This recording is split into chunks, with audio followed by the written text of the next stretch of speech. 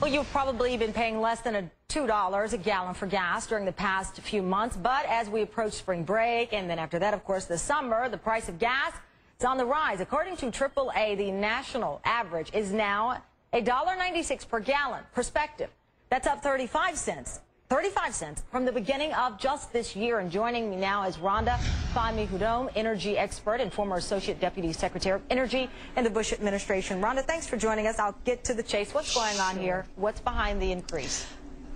Well, basically, Tamron, there's two things. One is inflation and the other is refinery capacity. As you may know, there are four factors that affect the gas prices at the pump.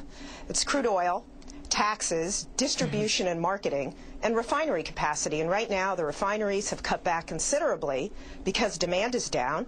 So they're refining less crude product, i.e. gasoline. And also, Tamron, if you've noticed, gas prices really are the exception rather than the rule when it comes to inflation.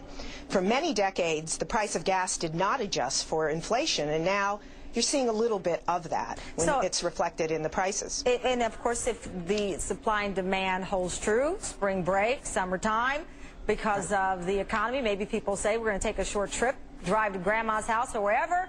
So then we're going to see the increase. How high do you think it will perhaps go through the summer? Well, it's difficult, certainly, to predict that. Nobody really likes to predict either the price of crude oil or the price of gasoline. But I can tell you this, that it is peak driving season. Normally, between Memorial Day and Labor Day, through the summer months here in the United States, it is the peak driving season. We are also still, despite the economy, the #1 consumer of gasoline in the world. And so I do think you will see an uptick in the price of gasoline due to increased demand, as you mentioned. I do think people will, here in the States, take some trips, and there will probably most likely be driving trips in the summer. And so because of the supply and demand rule, you will see the price of gasoline increase, but I don't think by that much. I was going to ask you, could that be bucked the trend from what we've seen in the past, and that people have really fallen on harder times? I know it was last summer we talked about people using their credit cards, running up all kinds of debt, trying to fill up their cars. But, of course, gas was much higher last summer.